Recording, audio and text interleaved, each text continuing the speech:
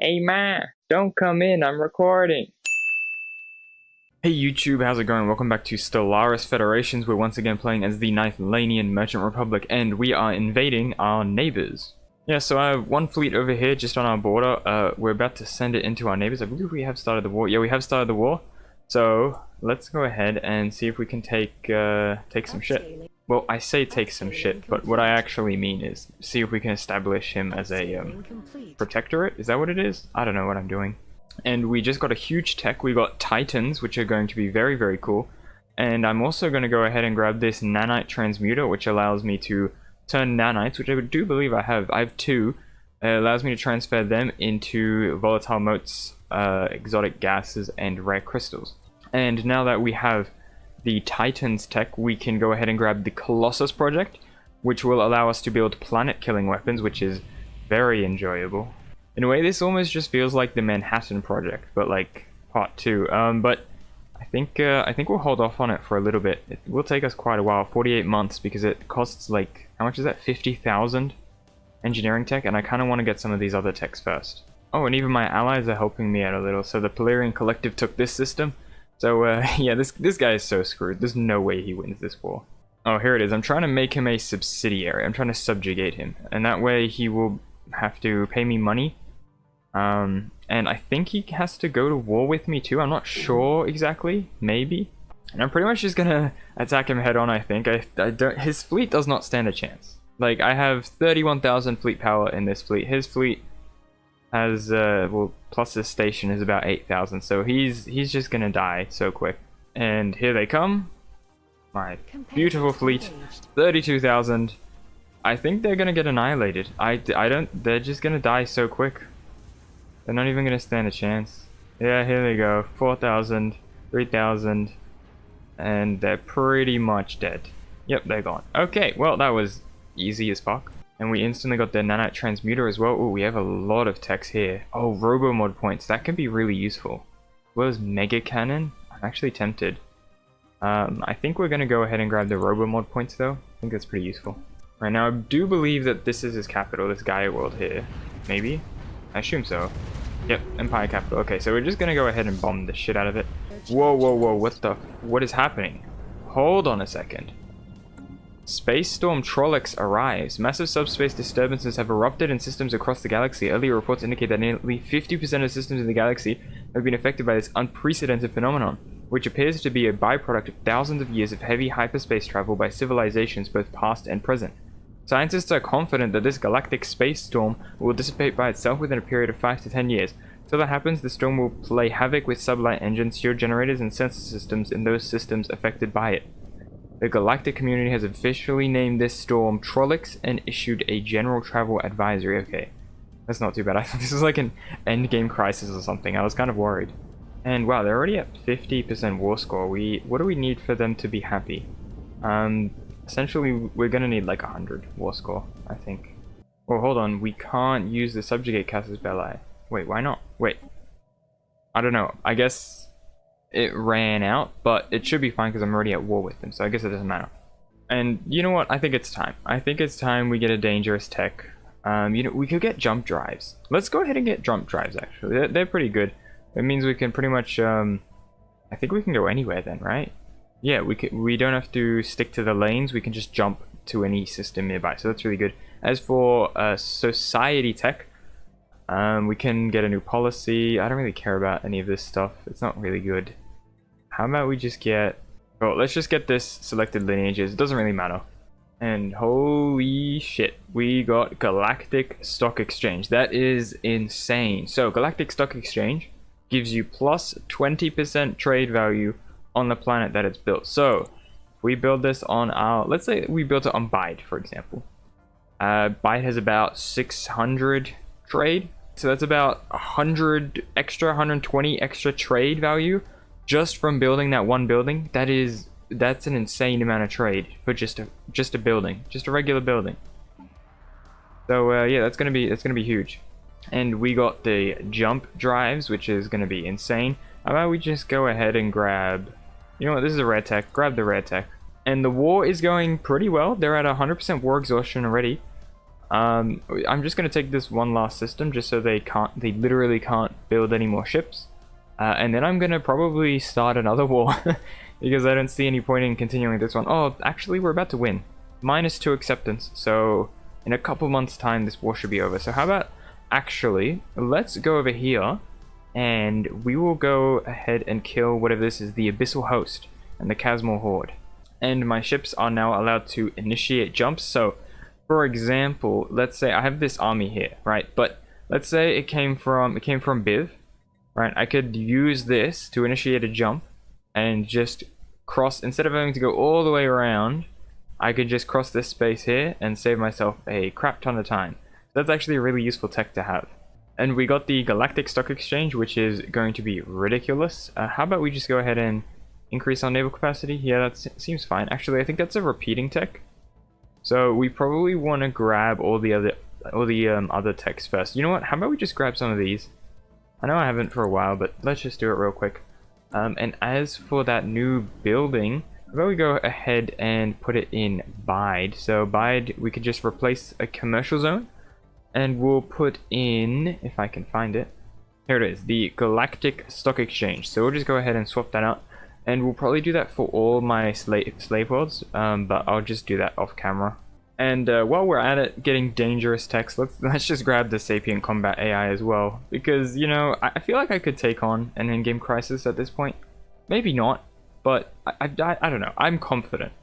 Okay, so they just admitted defeat to me. We admit defeat, but do not think this is anything more than temporary setback for the Sinrath Despoilers. Okay, so they gave up. They essentially gave up. I didn't even give them a peace treaty, they just gave up. Alright, so the Sinrath Despoilers is now within my, I guess, sphere of influence. I think they do go to war with me, which is going to be very useful to have that extra. It's a small navy, but it is a little bit of an extra navy. Okay, yeah, so subsidiaries are diplomatically subservient to me, so I assume that means he is going to go to war with me if I declare war on someone. But I guess we'll find out fairly soon, because I'll probably go to war again. And we got a few rare techs here for physics. We have gateway construction, which is insane. Allows me to essentially build gateways so I can just travel between like all of my systems instantly. So if I built one in Biv, for example, and then I built another one in Genox, I could literally travel instantly between Biv and Genox, which is really insane. We also got the Science Nexus, which I believe it doesn't give you a bonus to science, it just generates a large amount of science. Okay, well, I think that's not really necessary. We are generating about 1,000 of each tech already. This max level Science Nexus would only give us an extra 300, which isn't that much. I think the gateways are going to be much, much more important. And the Space Storm is gone. So, that event ended, I guess, and everything's back to normal. And I have successfully reactivated one of the gateways. Okay, so I think it's this one. Yeah, this gateway is active again. So I can now use this gateway to travel through my own space, and I believe I am making the other one as well. Yep, so down here, another gateway. Currently it is being reactivated. That still has about a year to go. So yeah, then I can travel across my systems really easily. But of course, the ideal way to do things is to build my own gateway. So I can build one in my capital, and I can build one in all my shipyards and anywhere I want. And so this gateway has also been activated now, so it's now part of my gateway network. So if I could try send ships through it, but I don't think I have any ships nearby. Oh, I could try this one, although he's kind of doing something, so I don't really want to stop him. I guess, you know what, how about I send you, how about I jump you over here? Let's go ahead and test it out. So he's gonna jump to Zaffa in a few days. Should make it there pretty on time. Okay, cool. And now I should just be able to right click here, and you can, yep, instantly travel between those two. My question is, can a trade route go between this? Apparently, yes, it can. Okay, so that is very, very promising, because I should just be able to build, if I could build gateways in just all of my systems, then this whole piracy deal will be over, right? Because the only reason I really have piracy is because, well, they have to trade us to move through these systems. But if I can get gateways in all of my systems, then it can all just go directly to Bab. That's going to be really useful. I'm going to try and do that. Although I am just thinking that might take a little while because I can only build one gateway at once, I think. So yeah, it might take a little bit of time. Oh, and I have engaged the whatever these things are. Are they void clouds? Yes, they are void clouds. The void clouds near this black hole. I didn't even realize my ships were here already, but they are. And they should be fine. I think they'll take them out with ease, but I guess we'll see. Well, they are putting up a little bit of a fight. I am losing some ships, I see, but it should be fine overall. I think they are going down. Alright, just one void cloud left, and it is done. The void clouds have been eliminated. That's it. So how about we send you guys back to upgrade, and that should be fine. Let's get a science ship in here. I should have had a science ship ready. Damn it. Alright, so the science ship is actually a little bit away. I do want you to go over and survey that system. Maybe you can make a jump. You're not allowed to make a jump. Oh wait, actually, you are allowed to make a jump. So how about we just jump most of the way? Let's jump over to here. That'll save you some time. And then you just have to go the last little bit. And we're jumped over there. Let's go ahead and survey that system.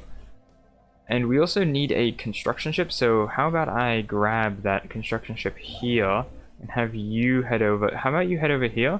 And then you can I shift Q a jump?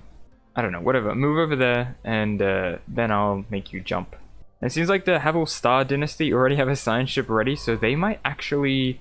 Oh, no, it's just assisting research. Okay, so it's not going to claim that system before we can get to it. That's good.